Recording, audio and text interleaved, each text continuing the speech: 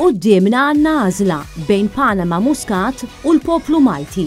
Għażla bejn Malta korrotta u Malta nadifa. Għażla bejn Joseph Muscat u l-persuni ta' rieda tajba. Kien dan il-messaġġ prinċipali tal-kap tal-Partit Nazzjonalista Simon Busuttil meta kien qed jindirizza rally għal partitarji fid-dar ċentrali tal-Partit Nazzjonalista. Allura l-għażla hija ċara, l-għażla hija bejn Panama Muscat u Malta tal-Maltin. L-għażla hija bejn Malta korrotta u Malta nadifa. L-għażla hija bejn Malta onesta u Malta disonesta. L-għażla hija bejn Joseph Muscat u dawk illi huma ta' rieda tajba. Quddiem din l-għażla sostna Simon Busuttil, il-poplu Malti se jwieġeb għas-sejħa li qed jagħmillu pajjiżu u se jkun qed jagħżel lil Malta u lill-poplu Malti. Quddiem din l-għażla hawn intom, hawn aħna, hawn il-poplu Malti u Awċi illi lest iqum din is-sija tal-verità, illi lest illi iqum din is-sija fejn pajjiżna qiegħed isejħilna din il-forza nazzjonali maquda flimkien illi qiegħda tgħid jiena nażel Malta, jiena nażel lill-poplu Malti. Għalina, Malta tfisser il-ħaddim li mhux ilaħħaq bil-paga, il-pensjonanti li qed ibatu biex ilaħqu bil-pensjoni, iż-żgħażagħ li spiċċaw jittalbu lil politiċi, il-ħaddiema fis-settur finanzjarju li l-impjieg tagħhom jiddependi mir-reputazzjoni ta' pajjiżna. Id-diskors tal-kap tal-Partit Nazzjonalista ifoka fuq l-iskandlu tal-korruzzjoni huwa fakkar li ġimilu huwa kien ressaq il-provi illi Chief of Staff tal-Prim Ministru Keith Schembri ħati xħim mill-bejħ ta' ċittadinanza. Il-kap tal-Partit Nazzjonalista saħaq li Keith Schembri għandu jitlaq u miegħu jitlaq ukoll Joseph Muscat għax huma ħaġa waħda.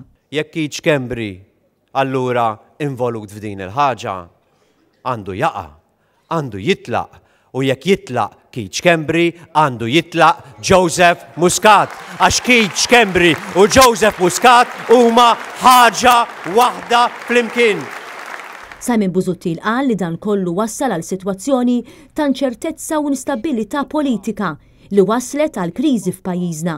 Kriżi li semmit ukoll fil-medja internazzjonali li qalu dak li ilu jgħid il-kap tal-Partit Nazzjonalista dwar dan l-iskandlu. Qalu Malta, elezzjoni bikrija għax il-Prim Ministru investigat kriminalment għax il-Prim Ministru akkużat bil-korruzzjoni. Dak illi qalu il-gazzetti barranin. Jekk qed jgħidu eżattament dak li qed ngħid jien, sinjal li dak li qed ngħid jien huwa il-verità sagrosanta. U dim dan kollu Muscat qed jippretendi li l-elezzjoni taħsillu dnubietu u toħorġu nadif tazza. Elezzjoni ma taħsillekx id-dnubiet tiegħek għaliex jiddispjaċini ngħidlek jekk int korrott illum, ix-xahar id-dieħel korrott tibqa', anzi jekk il-poplu Malti jagħtik il-fiduċja għax terġa' tingannaħ, allura tħossok illi int mbagħad għandek il-liċenzja illi mhux tkun korrott, mhux tiftaħ kumpanija fil-Panama imma timlija bil-miljuni u l-miljuni u l-miljuni tal-euro. Simon Busuttil fakkar li Muscat seta' evita din l-elezzjoni billi keċċa lil Schembri u lil Mizzi sena ilu, iżda ma setax għax kien kompliċi magħhom.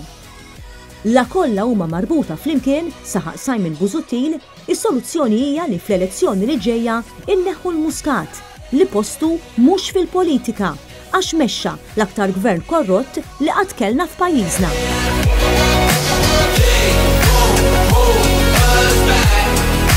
Never be